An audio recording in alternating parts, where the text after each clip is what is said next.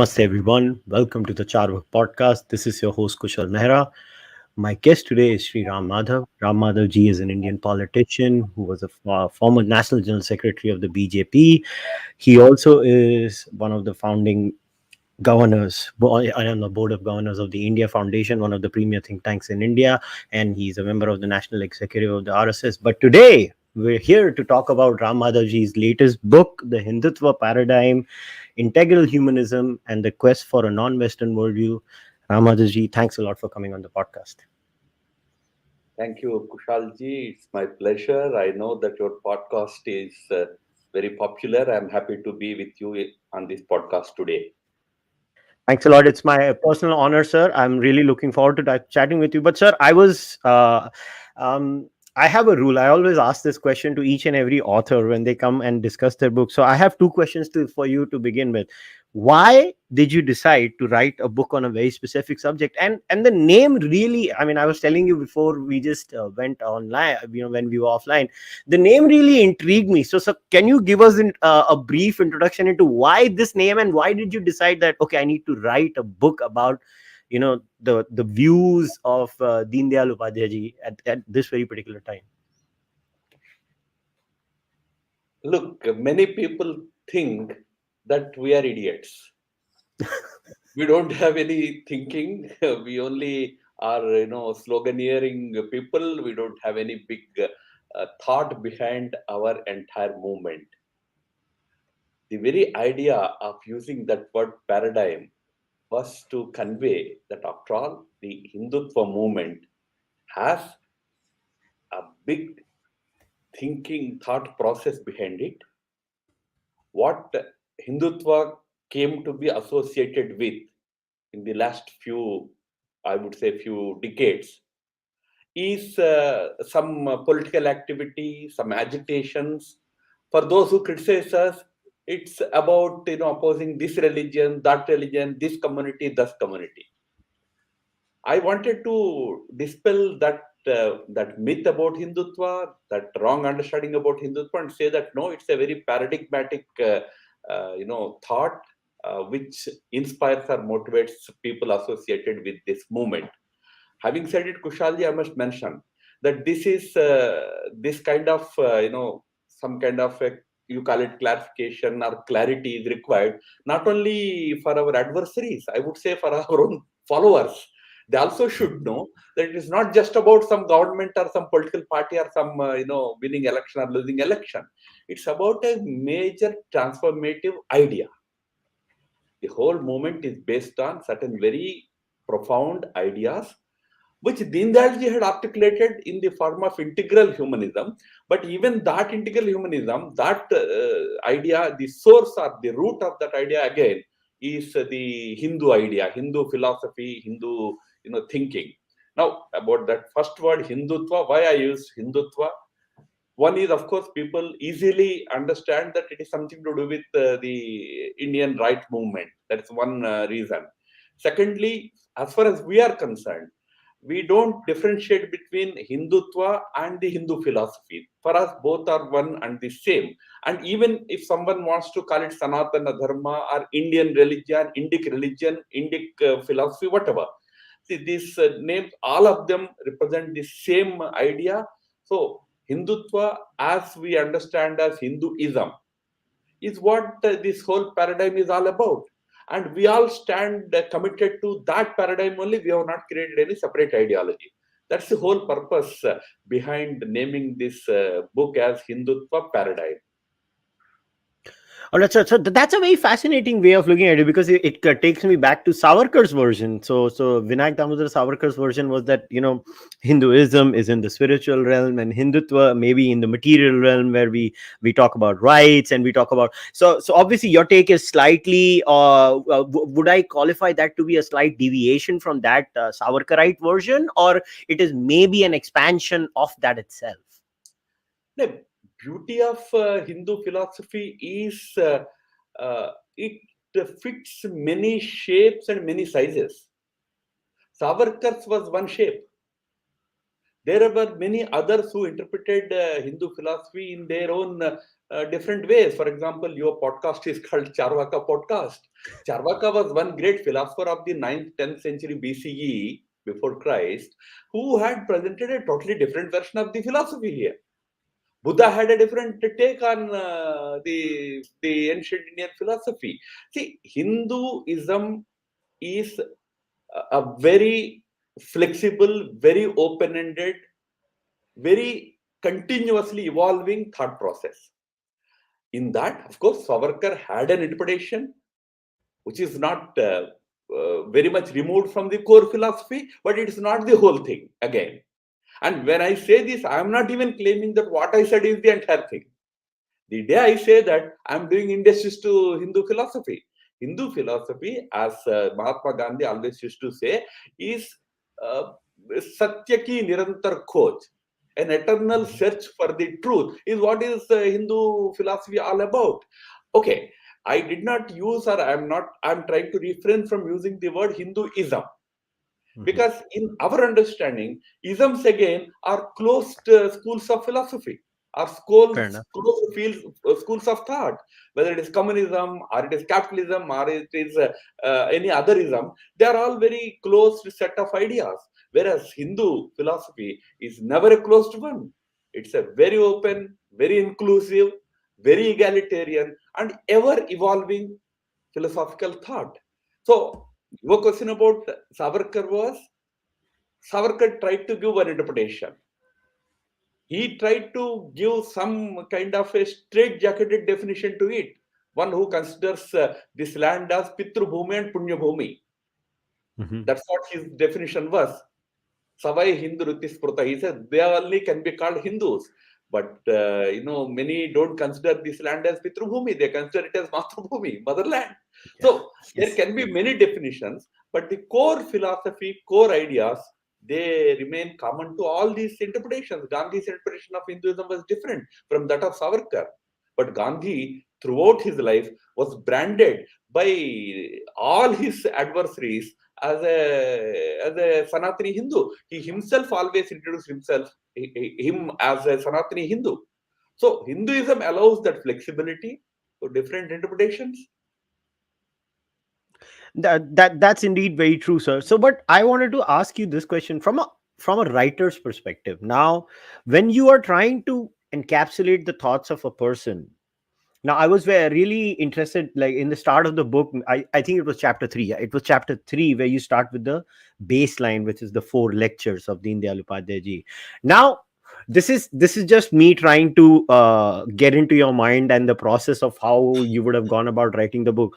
How hard, how did you go about deciding, okay, I need to keep this part, and I need to, maybe I don't need to share this part. How does one go about that process? How tough was that process of encapsulating the thoughts of a person and a personality as large and famous as Deen Dayal Upadhyay ji? And then, and especially I was intrigued by the 4 lectures, because you create the baseline. From what I have understood in the book, is from the 4 lectures you pick them up, and then you go theme wise in the later half of the book. But how did you go about it? I was just fascinated ki, क्योंकि जब एक किसी किसी व्यक्ति या किसी एक personality के बारे में हम अगर चर्चा करते हैं तो बहुत कठिन हो जाता है. So I found the same thing when I spoke to Vikram Sampath. I asked Vikram ki, how did you decide, how do you go about? And in the case of Deen Dayal Upadhyay ji, also because of the short, he died at unfortunately at a very young age. So the material also was not that detailed, maybe as the life of Gandhi ji or Ambedkar or Savarkar, where they lived for a long time and there was so much material there. So how was the process in your case? Uh, this book is more about his integral humanist philosophy, which, as you rightly said, he propounded towards the end of his life. In 65, he tried to structurally present it in a structured manner. And in 2 years' time, he had met with an untimely death. So he could not fully develop this philosophy Yeah. into a well, argued thesis or whatever. But in Deen Dayalji's other writings, which you will find in the complete works of Deen Dayal Upadhyay, you find many ideas which may not be applicable to the present times or may not probably be relevant today. Now, for example, at one point, Deen Dayal says that the English educated people are all, uprooted people from our culture and all. So English essentially uproots you from your culture. Maybe it was relevant at the time of independence. Even then, I don't know. But because people like Arvindo Ghosh, Neta Subhash Chandra Bose, all of them were English educated. I mean, many more. But he had a view on English. I mentioned it in my book that maybe we don't have to take that proposition now in 2021 or 21st century. Similarly, some of his economic ideas may be relevant at the time of our independence, but 7 decades down the line, some of them need not be taken as as very relevant to today's context. So when I looked at his 4 lectures, I looked at them from their very fundamental principles, how they can be applied to the 21st century. If Deen Dayal were alive today, what would he be saying?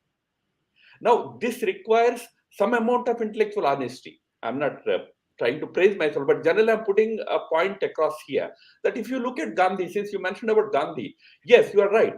Gandhi had long years, I mean, many decades to continuously write about things. But do you know, at one point, Gandhi clearly says, look, if you find what I wrote in 1915 to be different from what I wrote in 1945 or spoke in 1945, take the latest.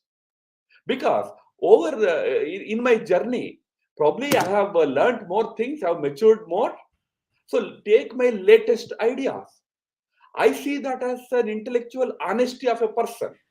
Many times we try to defend our past statements. You need not. You should simply accept that, okay, at that time I said it. So in Deen Dayalji's case, he did not have that kind of an opportunity. Obviously, he died in early 1968. But when I wrote about it, I tried to make sure that if he were here, how would he have looked at these things in the present context? So from that point of view, certain things I said probably not very relevant, but those which are relevant, we can probably use them and develop them and then apply them to the present situation. So it was an exercise. In that, I needed to maintain that decorum. I should not be seen as negating any of his core ideas. But at the same time, if certain things are not very relevant today, we can keep them aside. That is the kind of approach I took while writing this book.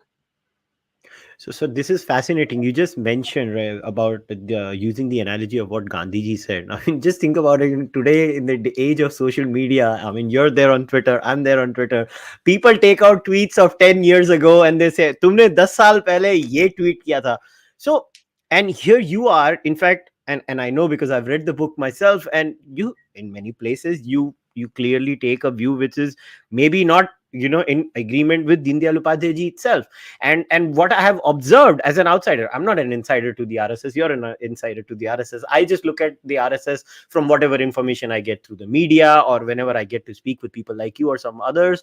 And when I look at the RSS, it was so there's another example recently where Sangachalak ji had said that yes, maybe Golwalkar ji had said this today, my view is this, and we don't have to agree with everything one person says. Now I'm bringing it back to the RSS, because that goes back to the enigma for some people that RSS is, that why is it so hard for people to understand that if we live in a house, we don't agree with our own parents or with our own wife or with our own siblings, but in the case of the RSS, every member from in the RSS, which is you in the in the national executive or someone from the past, you have to agree. So how do you respond to this demand from the RSS all the time, where you have to agree with everything anyone said at any point of time?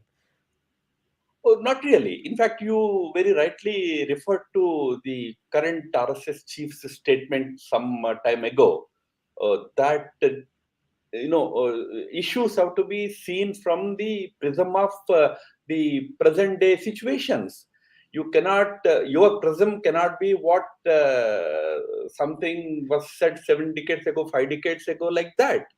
There will be certain things which will be core principles. You will not give up on them, but the application of it, the manifestation of it will be ever changing. It should change to the times. In fact, I authored an article about this very same thing, this very same trait in RSS, and I incidentally titled it as Glasnost in RSS. Some within the RSS took great objection to it. Why should we have any Glasnost? I said Glasnost is greater openness, nothing else. There is nothing else about Glasnost. So that greater openness which you see today in RSS is, I feel, is a very good thing. But I must tell you one thing, I mean, through you to those who do not know RSS intimately, that there has always been this element in RSS. I know I have been an RSS activist for at least almost 4 decades now. And in 4 decades, I have seen the organization evolving from time to time, from chief to chief. I have worked closely with Balasaheb Devraj, the third chief. He was such a revolutionary social thinker. He had strong views about the place of caste or no place of caste in the society. So this was all evolution in RSS. But what happened with RSS, why there is this not even enigma, confusion about it nowadays, is because of two reasons I see it. Number one, for many decades initially, RSS decided to follow a principle which we call in RSS as prasiddhi paramukata. Meaning is that we should stay away from any limelight. We don't want any limelight. We want to work silently at the grassroots. The result was we were simply staying out of the public gaze, doing work at the grassroots constructively, but those who are opposed to us or those who misunderstood us continued to propagate certain ideas, negative ideas about the RSS. That's one reason why this whole confusion happened. The second reason I tell you, this even my own colleagues may not fully like me saying this. When we decided to come out of that Prasiddhi Paranmukta, decided to start talking about ourselves publicly, we started talking in a very past tense. As like you pointed out, in 40s, in 50s, we had said it, so we should do it. So that also has fortified certain conceptions about RSS.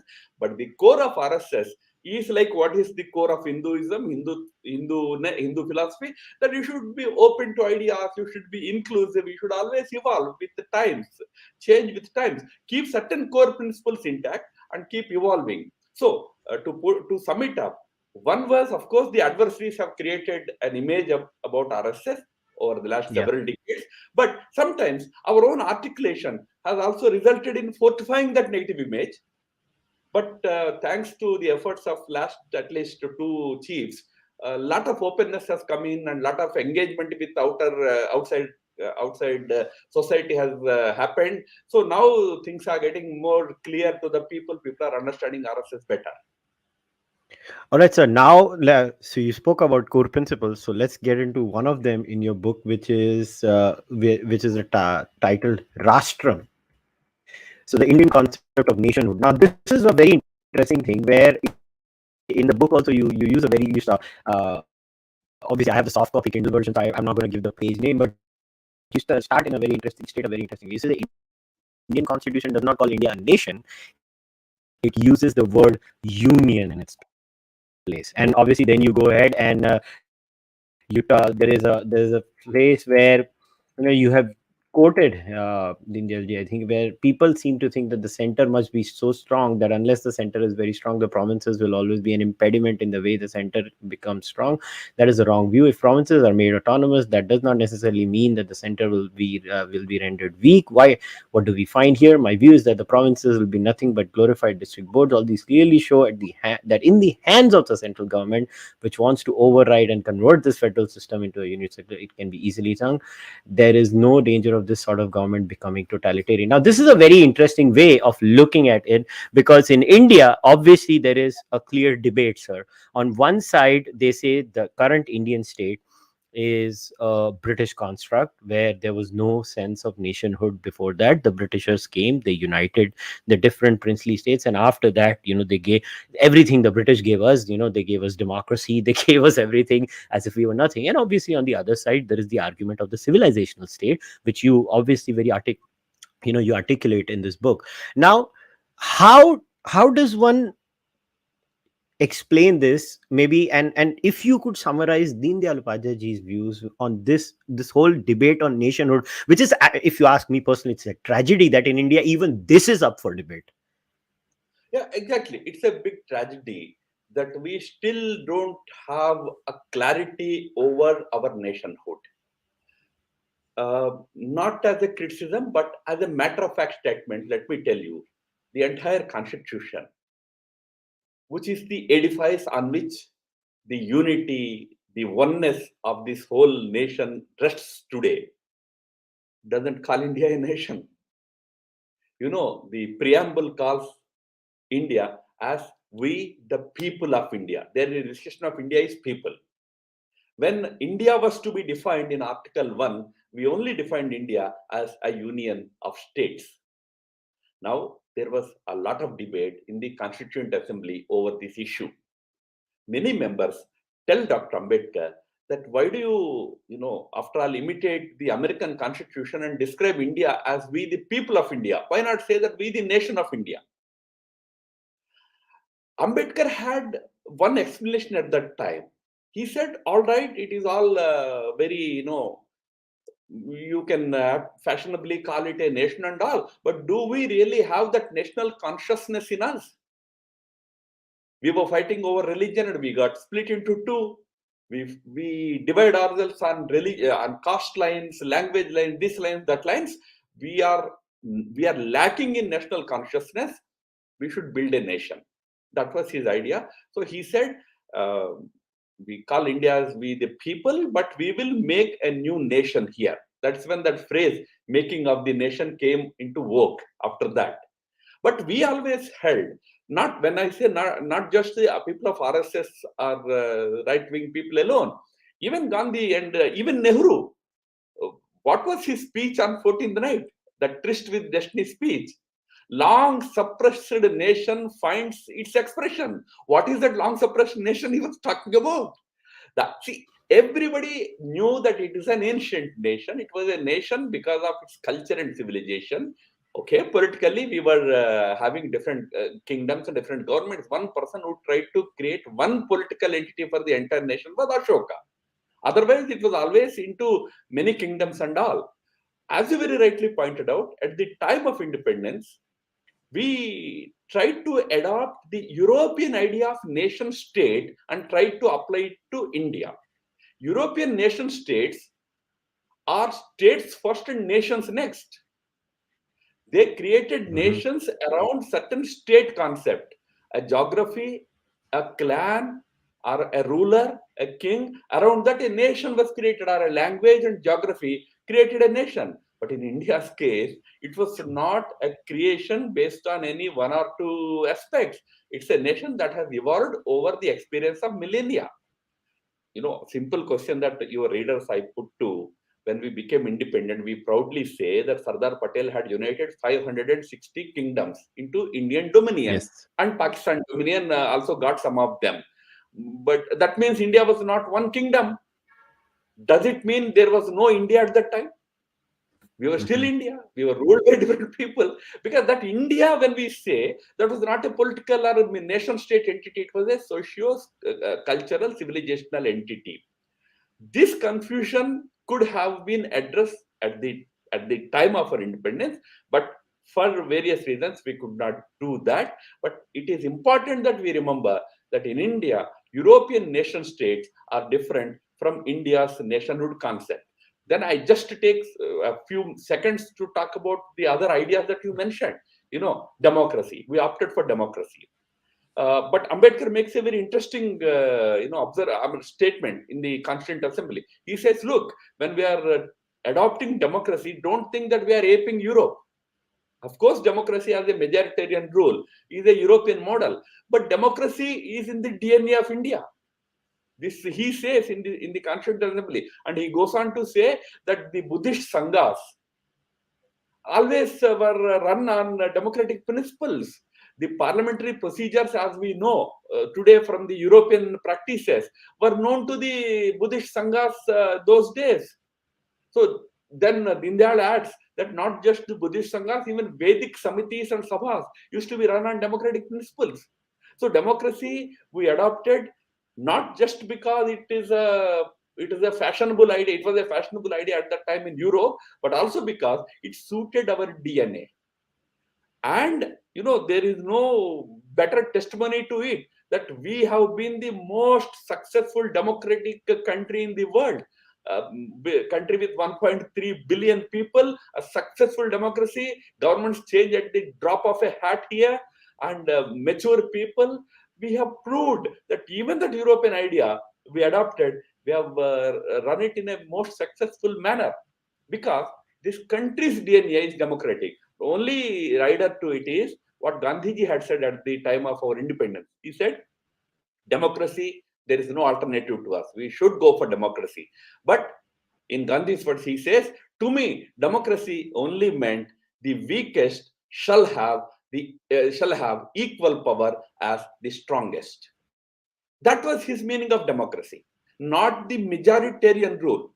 So Deen Dayal says, democracy for election's sake may be a majoritarian system, but a democratic government should be a government that is built on consensus.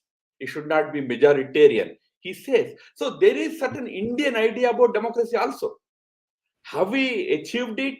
A question. We still have to strive to build that. We have to build more consensus. We have to give more power to ordinary citizens of this country. That's a process. But broadly speaking, democracy suited us. We successfully implemented it.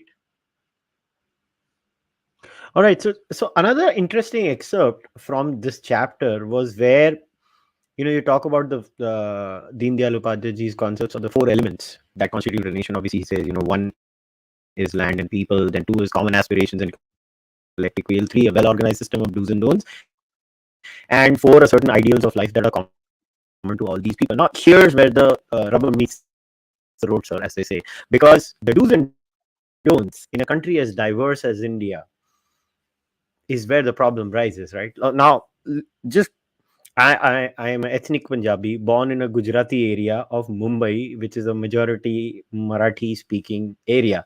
And this is where the problem rises. Now here's where I have a genuine query, and I have always found this problem with many discussions I've had on this definitional problem, where when we say do's and don'ts, especially based on the principles of dharma, right, sir?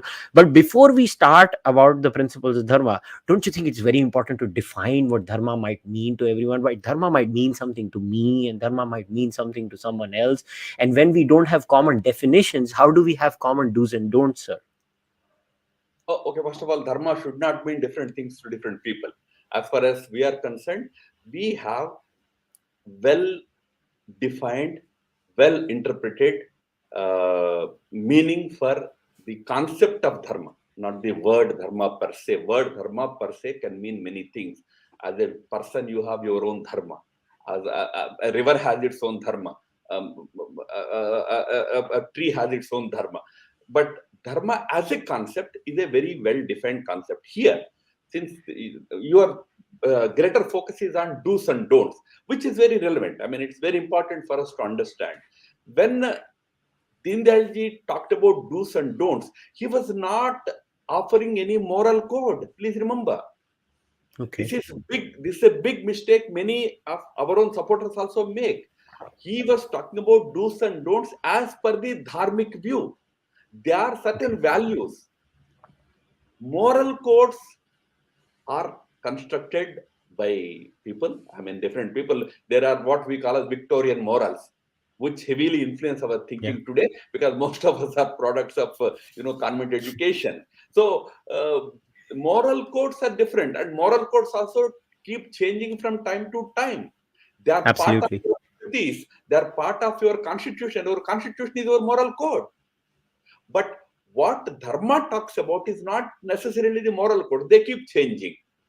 It talks about certain eternal permanent values. For example, since you mentioned about secularism earlier, what is our dharma view of secularism? For that matter, there is no one secularism in the world. The French secularism is complete rejection True. of religion, whereas the American secularism is complete respect for religion. There, the president, the congressman, everyone take oath in the name of Bible. So secularism doesn't have one definite definition even in the West, but in our context, dharma view says, look, state should have equal respect for all religions. Citizens should have their own religion, their own worship, but they should not reject or should not disrespect other religions. But state also should maintain a distance from individual religious practices. This is the dharmic view. Sarva Pantha Samadhar, equal respect to all different faiths, all different views.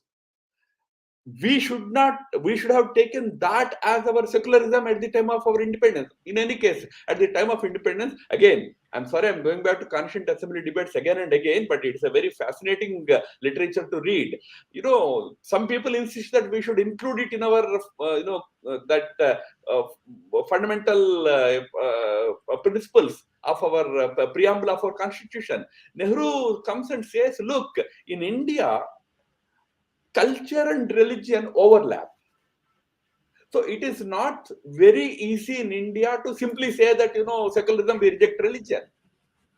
It was a very sensible approach that Nehru takes. For all that criticism that we heap on Nehru, he, on this question, took a very sensible view that, yes, we should be committed to respecting all religions, but if you put that word in the preamble, it could lead to a lot of confusion. For example, in India, at the time of independence, we created Hindustan Aeronautics Limited. Is it secular or communal? Hindustan Aeronautics. Hindustan Zinc. Is it secular or communal? So here, certain cultural aspects get a little overlap with religious aspects. So he said that we should have a slightly open mindedness about this concept. Okay, in 76 we inserted it in our constitution, but that it should only mean equal respect to all different faiths, and state should treat everybody with the same respect, same yardstick. Unfortunately, as a society, we are giving up on that principle that we should respect each other. State is also giving up on the principle of maintaining extending same treatment to all religions. It is discriminatory towards a given religion. It is discriminatory against a given religion. That is an unfortunate reality of our polity. So in that case, it did. This is a brilliant point that you make. This is a classic example, a very good point to say this is where the Indian state has actually failed to do its dharma.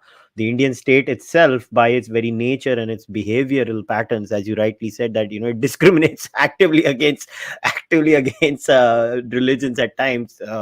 For no, I mean, it's quite well known. We don't need to reiterate those points. But he also talks about something where I think Deen Dayal ji tries to define it or tries to bring it. I He talks think about we should clarify that when we say state discriminates, I'm not talking about individual actions of the governments. Look at our Mhm. constitution. Yeah, We have articles that specifically deal with giving special provisions to certain religions, etc., etc. yes, When you say that state should treat everyone equally, why this whole concept of minority majority in our country? That's what I meant. absolutely. Individual governments, Yeah, when they do actions, they pay price for their actions. Yeah, we must remember it's a democracy. You do something, people have to appreciate it. So it's a process. But as a system, state has certain aspects in our constitution which are discriminatory on the basis of religion, or we make laws, any number of laws we make based on religion. That need not be the situation. Like, for example, temples. In a number of states in our country, temples are governed by state. Why should if state is secular, why should they govern temples? Leave it to the community. So these are the kind of things in which we can do better in terms of our true secular credentials. Sorry, I true. interrupted. Now another. No, sir. No, not a problem at all. There's another interesting point. He said, according to his concept, nation is a spirit of feeling and an emotion. And just before that, he says there should be shared feelings, shared sense of history, and a shared vision for the common future for a people to emerge as the nation. And I take you back to the problem of India, where our discourse has literally a weird sense of denialism of I have not experienced this. I mean, I briefly lived outside India. I have never ever come across in my life where I actually came across a nation where there is an active group within the nation which works full time to deny the history of the nation itself. Very true. I mean, that has been the problem in the last few decades in our India's so-called left liberal discourse. You want to whitewash history, you want to deny the history of this country, and you, through that process, you create a sense of alienation in a section of our own people. You know, look at India's minorities, India's Muslims and India's Christians especially. Unlike the minorities in Europe, in the European countries, these people have not come from outside. If you go to any European country, their people have migrated from North Africa or Middle East, Arab countries, and all those people. They are treated as minorities there. Or probably people migrated from India and all. Whereas in India, these so-called religious minorities, we created a category. They are from our own stock. At a point in history, because of certain historic reasons, they have changed their religion. Will mere change of religion disconnect them from their forefathers? Disconnect them from their history? Will the history change if you change religion? Today, if I change my religion, what will happen to my grandfather? Will he cease to be my grandfather? So, there, the effort of certain distorted minds in this country, left liberal minds, historians in this country, has been to pander to a sentiment and in the process negate the history, whitewash the history, push history under the carpet, and try to project people whom Muslim historians have written as iconoclasts and barbarous rulers like Aurangzeb as very benevolent leaders. Where is that need? Yeah. There are benevolent leaders in this country among the Mughals also. There are good rulers among them. There are bad rulers among others. History should be history. But problem is again what Napoleon had said once. What is history after all? It is a fable mutually agreed upon.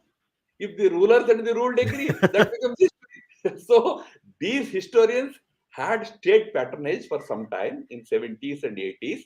It suited the then government to promote this kind of history, whitewashing of history. But today, of course, after all, history is a very dynamic discipline. Things come out based on facts. People appreciate the history, and true things are coming out today.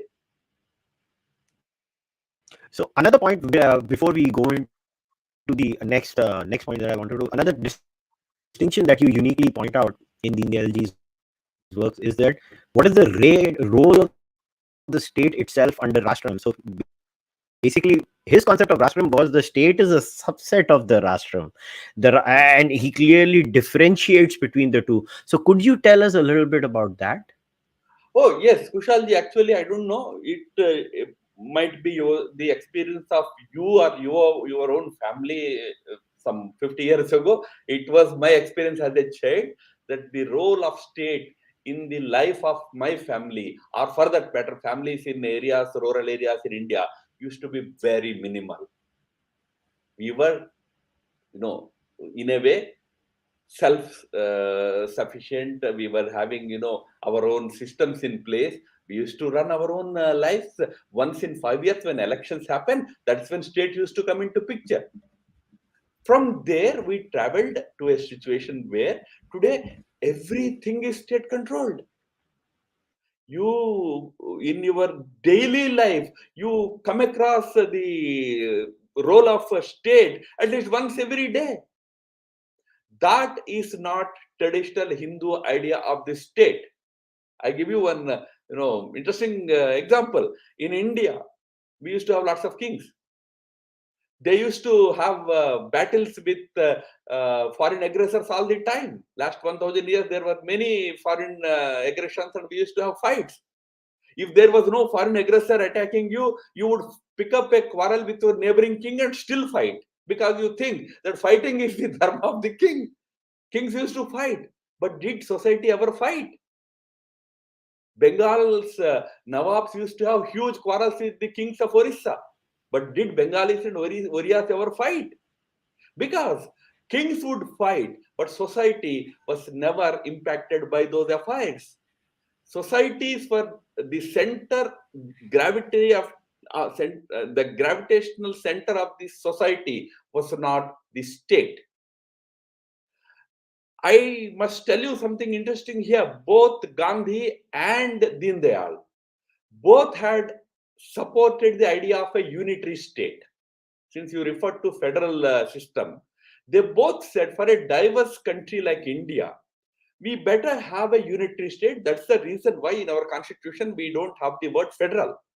We're a unitary state with powers delegated to various units, including states and subsequently to lower units now through Panchayat Raj amendment to panchayats also. We respect the federal spirit that states also have an important role to play. But these people supported unitary system. But while supporting that, they insisted that it should be a unitary state, but it should be a small state. State should shrink. I can tell you today, allow people to handle affairs. They do things much better than allowing various organs of the state to do those things. Why did we decide to hand over Air India to Tata's today? Because state cannot run it. And Tata's probably can do a much better job. What applies to Air India applies to many more things in this country. Allow people to run their own lives. They will do it better. But that doesn't mean it is anarchy. Institutions at the grassroots will be different. There will be village panchayats, which are based on certain values. They are not, just majoritarian. Because in a village, everybody is connected with everybody else. There it is more about unity, more about the village oneness. So give them powers. Look at the US system. There, a mayor is more powerful than an MP. Is it a reality in India? Is a mayor or a municipal chairman more powerful than an MP here? Forget about MP. MLA is more powerful here. So we have a system where power is concentrated at various levels of the state. That's why Prime Minister repeatedly, Modi ji repeatedly says that it should be minimum government and governance should be maximum. That is the true spirit of India. I don't know whether we can move in that direction anytime soon, but that experiment, that has been the reality of India for millennia. Right. So to another concept, sir, of India that I think is very important, and you touch upon it by using a very particular word that Deen Dayal ji used. You use the word chitti.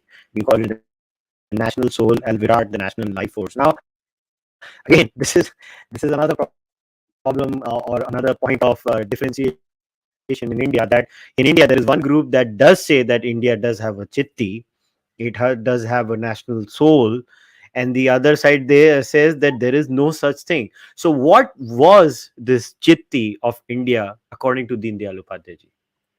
Very simple.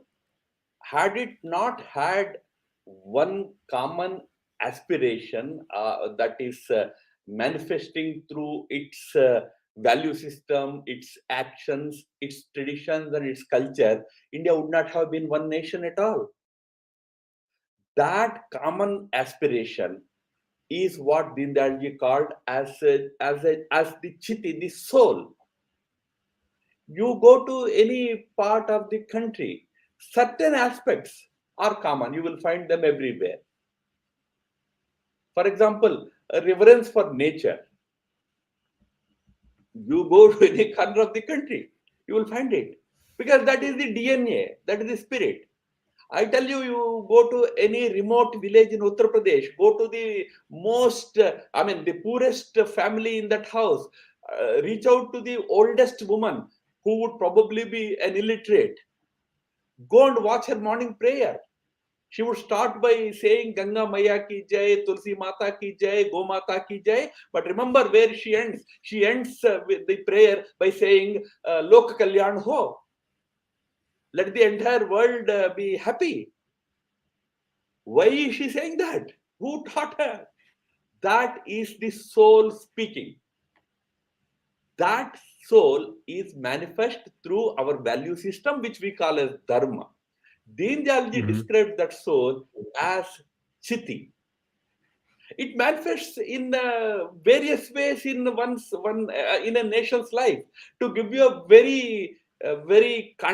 not necessarily very historic type of idea, the Chinese had built that Great Wall. History Mhm. says it took hundreds of years, I mean centuries, for them to complete that wall. People say it is 3,900 kilometers, some say it is 1,600 kilometers. It still exists, that Great Wall. Why was that wall built? It was built only to prevent the mainland China from being attacked by the northern nomads, the Manchus and the Mongols. May I ask you, in history, medieval history, aggressions on India happened through one mountain pass called the Khyber Pass. There were no aircraft at that Yes. time. Khyber Pass. Why did it not occur to any Indian ruler that we should build a wall across Khyber Pass? Because it doesn't fit into your DNA. You never believe that I will close myself from all sides. Okay, for security reasons, some steps you may take, but your thinking is no. The whole world is one family. Vasudhaiva Kutumbakam. This is the whole idea of this country. Indians are the only people who had the courage to declare the whole world as one family. This I'm saying because of an important reason. Many others have talked about this familial thing that we should become united and all, but based on a religion, based on a book, based on a philosophy. Whereas we Indians have said, no need. You have your book, you have your philosophy, you have your language, you have your culture, you have your country, yet we can be one people based on values. That statement emanated because you have a particular soul. That is what Deen Dayalji called as the soul of a nation.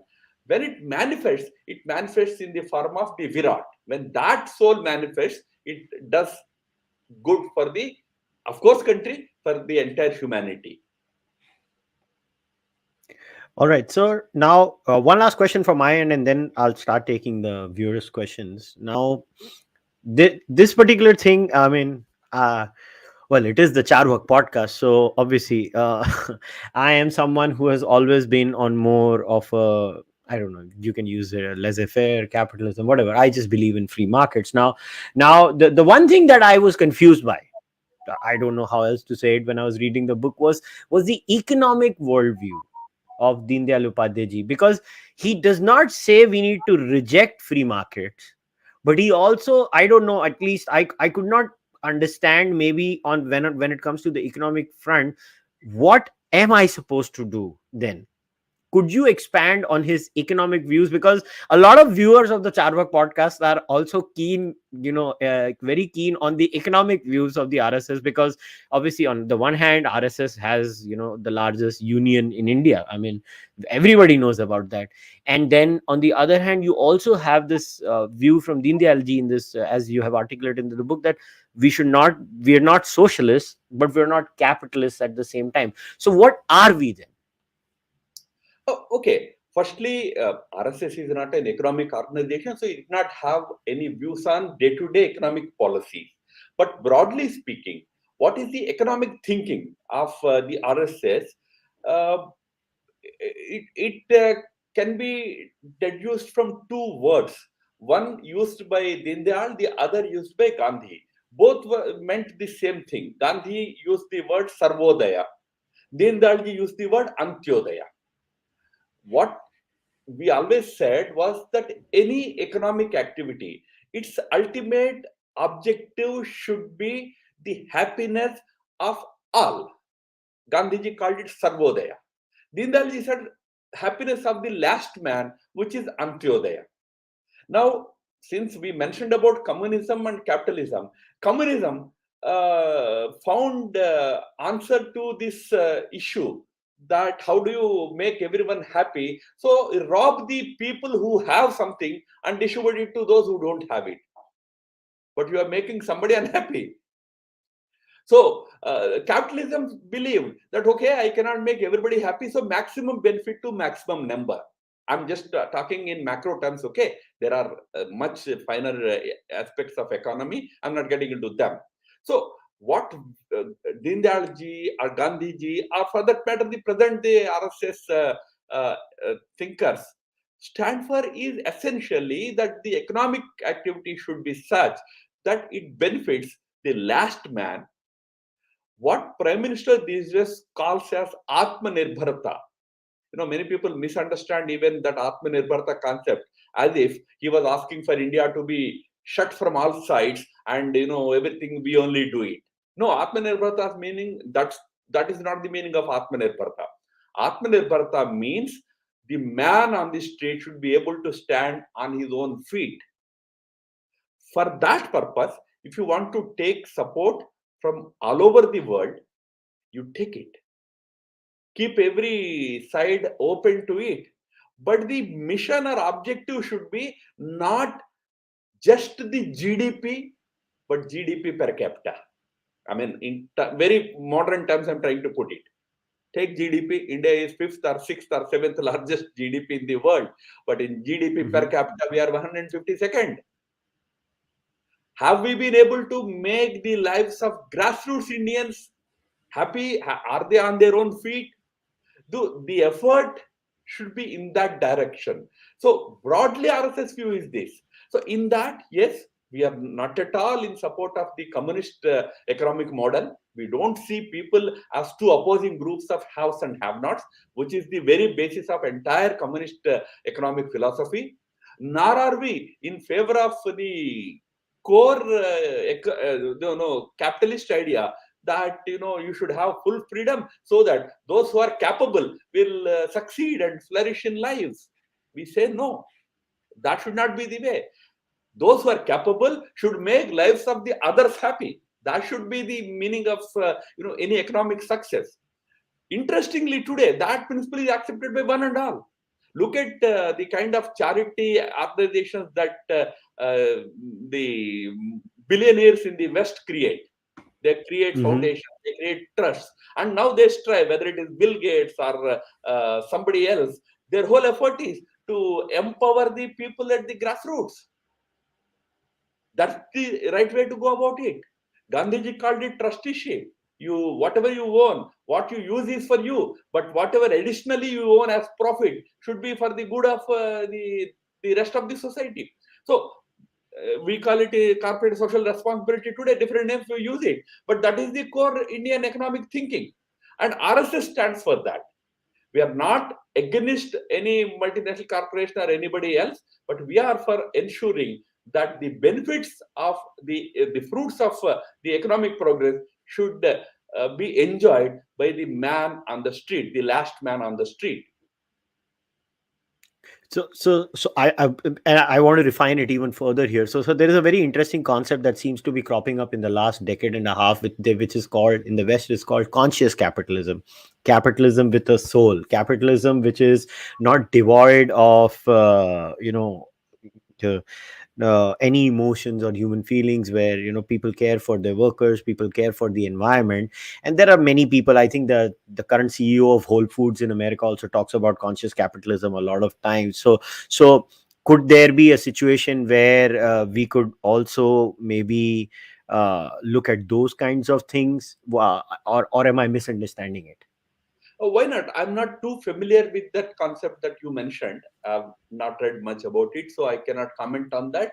But yes, the economic activity should help the last man, should help nurture environment.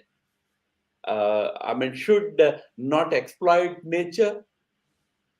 Such kind of economic activity we should create. Look at the tragedy that we face in front of our own eyes. There was a G20 meeting in Rome where countries which control 70% of the world's economy refused to come to consensus on protecting environment. Controlling emissions. We refuse to come to one agreement, one figure we don't agree. And 2 days later, we all go to Glasgow and give lecture to the whole world. Protect environment, environment should be protected. I tell you, the biggest threat to human existence that includes the environmental or climate related challenges comes not from people as much as from the states and their policies. And states refuse to come to a consensus or a unanimous opinion as to how we can come out of this kind of thing, because they are guided by certain communist or capitalist principles. So easiest way is to tell people, yeah, you do it. Of course we do it. I'm not saying people should not do it, but states also should do it. So that is where Indian thinking comes into picture. We are for controlled consumption, sustainable consumption. We are for Antyodaya. The last man should be on his own feet, which Prime Minister calls as Atmanirbharta. All right. So I remember having a conversation with my brother once, when I was in America, and I told him the one difference that I found in the Western way of looking at life and the Indian way of looking at life was the Western world did not have Santosh Dhan, which was I always found lacking in the Western world view. And India has tons of Santosh Dhan, maybe a little too much of it. I think we need to have a little less of Santosh Dhan, and they need to have a little more of Santosh Dhan. Maybe we can draw a balance there. But sir, now I wanted to, because I am aware of your time, so I wanted to Can take I a just few of narrate? the. Can I just take 1 minute to narrate something which relates to the Sure, Chitti of this land economic terms? sure, Last year sure. when the COVID crisis happened, people started walking miles on. Our organization people tried to extend some help to them. In one case, they found a group of people walking with broken chappals and all. They carried some bananas and some chappals. The lady who was walking for 3 days by then, she told them, okay, of the bananas you have, only give this much to us, keep the remaining, because behind us, after a few hours, another group is coming. Please keep some for them. When they offered chappals, she told them that, look, my chappals will work for next 2 3 days. I will get chappals after 2 3 days, but in the group behind me, they may require this chappal. You please give it to them. This is India's approach. Even in crisis, even in trouble, you share.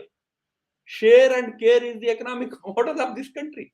That is what Deen Dayal ji called as Chiti. It manifests in the last man, ordinary man of this country. That should be the economic thinking, broadly speaking. Got it. Got it. So, sir, I'll have to take a few questions because I'm conscious of your time. So, first question is about your book. So, somebody has said, please request Ram Madhav sir to release an audiobook version for me because I like to listen audiobook. Sir, any plans in the foray about audiobook versions of the book? I will pass on that request to the publisher, the Amazon publishers of my book. You know that these books they have certain rights over these things. I'm sure they will be thinking in terms of releasing an audiobook. There is a Kindle version available. I don't know if it has audio option also. I will check. All right. Okay. So, sir, this is the first question. So, it starts with a comment, quite an insightful observation when it comes to the minimum government, and thanks a lot for that. How and when do you think we as Indians can realize the value of the minimum government? And what do you think are the major roadblocks you see in achieving this goal? And you have any time frame in mind? It requires a lot of political will to do it. Prime Minister has tried to do it by, for example, doing away with a number of obsolete laws. Some 1600 obsolete laws have been done away with. Uh, the idea was to reduce states' control of the lives of the people. Similarly, trying to bring about one common tax regime for the whole country is another effort at trying to reduce the government's intervention. Otherwise, there used to be 20-25 types of indirect taxes. Today, they were all subsumed into one GST regime. Some efforts are definitely happening. The Panchayat Raj reform that happened in 90s was another example of trying to shrink the state at the nation and state level and union and state level and give more powers to villages. But sadly, what happened was in the name of Panchayat Raj, we gave funds to villages but not powers. So powers are still in the hands of the DC, the assembly, and there only. So it requires a lot of willpower to do it, because those who have to do it, those who have to bring that big reform, have developed vested interest in having more power in their hands. So it's a difficult situation. But I hope that under Prime Minister Modi, hopefully we will have less and less government and more better governance. All right. So somebody has said, obviously, because we were just talking about the economics. So somebody has asked, isn't free market capitalism with least regulations the only way a country with our vast population succeed? All other types suit small nations. So what your views? What is your view, sir? Yeah, minimum regulation, yes, no doubt, but it cannot be unregulated, because the very nature of the economic activity, generally speaking, is for profit. In for profit activity, unless some kind of regulation is in place, it could lead to exploitation, sufferings of sections of the population, and also there needs to be some amount of regulation, no doubt. But yes, broadly speaking, we should allow for individual enterprise. We should encourage the purushartha of individual citizens of the country. They should be encouraged to create wealth. Wealth creation should be allowed at, or encouraged at the grassroots. That's where more liberalism, more openness, less governmental controls is the way forward. I am pretty sure if India is given that opportunity, the kind of market that we are as a country itself, our people can do wonders. If only you All allow right. them to do that activity, they can do wonders. I hope we will gradually move in that direction. All right, sir. So this is a question about Hindutva and its compatibility with politics. So I'm trying to summarize the question. So somebody has said, so when we talk about a pan-India Hindutva, how do we, draw the line between a political and a social uh, situation where uh, maybe let's say in the case of the Bharatiya Janata Party, many times in many different states across India, the Bharatiya Janata Party seems to have coalitions with people. I think even if we take Bihar for that, it's not like we have a complete agreement on every issue with many parties, or even in the case of the Akali Dal, I know the Bharatiya Janata Party does not have but this is not about the BJP view. I'm trying to ask you a question. The question is more about the Hindutva view. So whether it is in Kashmir, BJP tying up with PDP, whether in Punjab it is BJP tying up with Akali Dal, or in the Northeast BJP tying up with different people. How does Hindutva look at this view? Does it look at it from the view of a political compulsion, or or it looks at it from a pragmatist view where at the end of the day different people and different thoughts are going to exist in India and we have to build around that? So how would we how would Hindutva look at it from that point of view? First of all, if those who are asking this question have any feeling that Hindutva is an ideology, I want to put that thinking to rest by saying that Hindutva is not any ideology like communism or some other ideology. It's just the Hindu philosophy, which we call as Hindutva, Hindu philosophy in action. What is Hindu philosophy when it comes to this particular question? Deen Dayal ji, in his integral, in on one occasion in 1967, in his last speech as the president, or first and last speech as the president of the party, Jansangh, had answered this question. He said that after independence, we decided to put an end to this scourge called untouchability on the caste basis. We made laws banning that practice and making it a crime. But we developed a new untouchability called political untouchability. Is it right? Because we are so and so political party, I won't touch you with a barge pole. Is that the right approach? Deen Dayal ji says no. In the larger interest of the people, of our democracy and of our nation, if we were to come together, We should come together. We should work together for the good of the people. That should not merely to capture power, of course. That should not be the motivation. But suppose you have to respect a mandate or ensure good governance to people.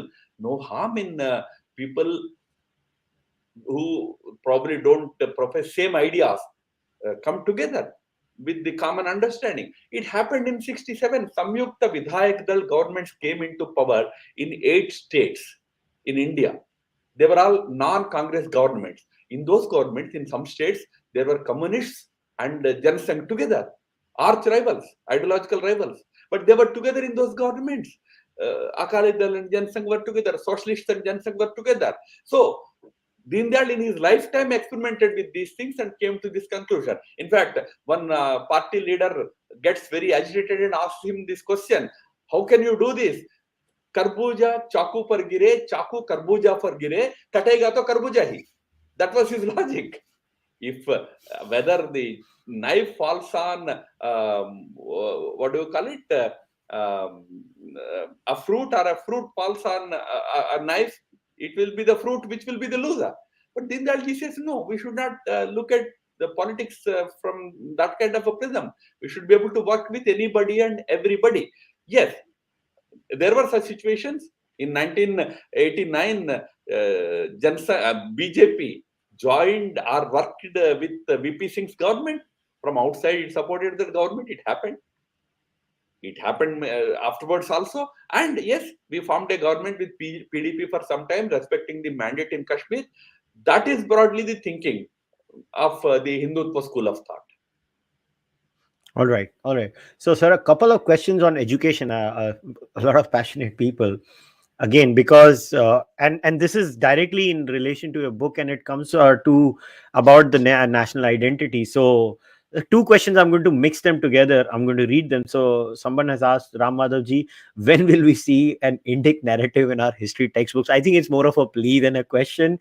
Also, why doesn't the government make it? This is an interesting one. Why doesn't, or should the government maybe make an institution or something of that sort to develop Indian social sciences, both Astika and Nastika, also add them in universities? Importing Western social sciences is obviously having a harm on our society, and we see it with all sort of absurd things that are being taught in universities, which are totally alien to us. So my question to you would be, what were Deen Dayal ji's views on something like this? Maybe on how our education should be structured, what should be taught, or what should the kids be taught? Now, on one hand, we have been talking about a shrunk government, a smaller government. On the other hand, if you want even Indic studies to be instituted by government, I think that's not fair. We should ask government to get out of these things. Now look at the West.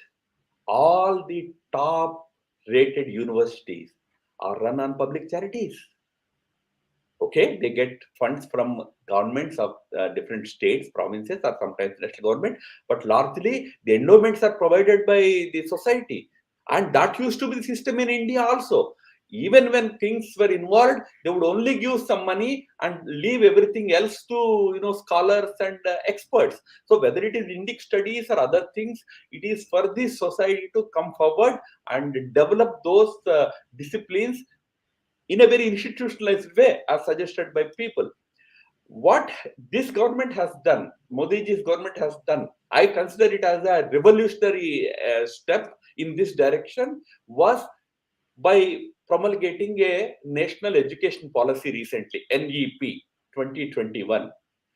That policy allows for institutions to develop their own curriculum, their own courses. If somebody is interested to introduce Indic studies, it gives that freedom to institutions today. Now it is for the states, it's for the universities, it is for the academic institutions now to come forward and develop different types of courses. Education area has huge scope for experimentation today after the NEP. Now please come forward and do that.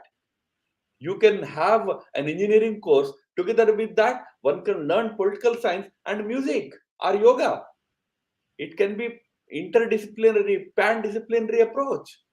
The new education policy gives that kind of a freedom. Now that has to be implemented.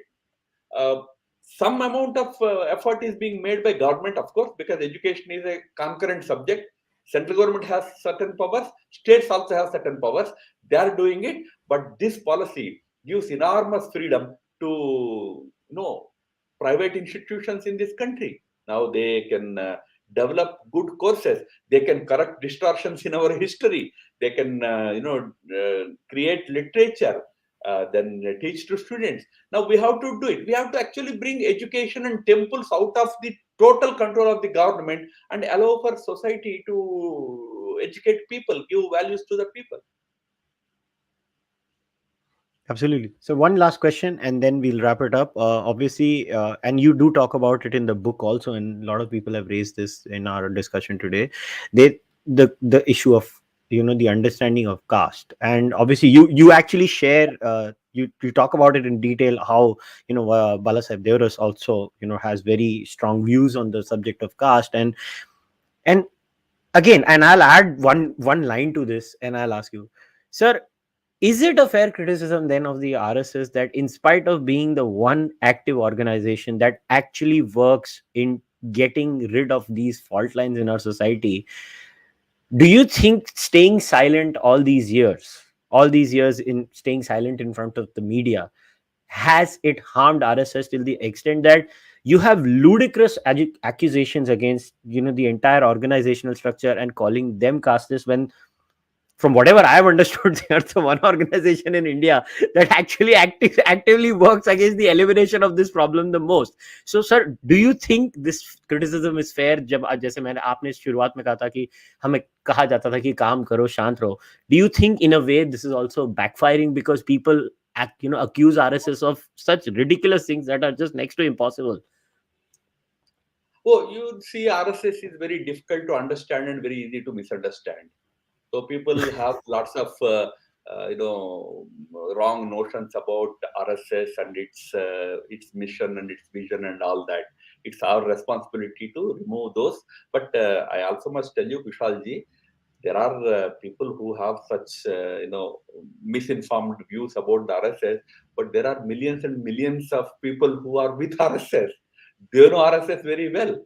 So some people have a misunderstanding. They should learn or come closer to RSS and know more about it. But on that very critical question of caste, maybe my views are a little more, I mean, different, slightly different from some in my own organization also, because I strongly believe that caste as an institution has outlived its utility. It should go. Today, it is surviving only because of politics, because politics breathes life into caste.